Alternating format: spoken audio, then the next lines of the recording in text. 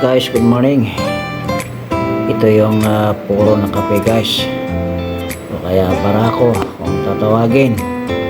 Ito ay galing sa Cordillera, sa parte ng Kalinga.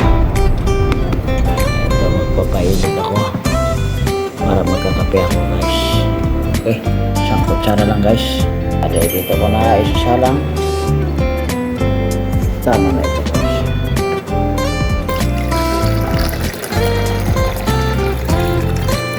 Oh,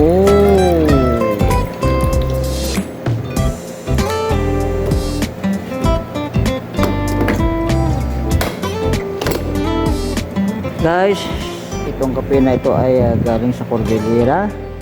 Ito ay barako. Masarap ang kape na ito mga kaibigan, pang pasigla po habang tayo ay nasa trabaho o kung ano-ano man ang ginagawa natin.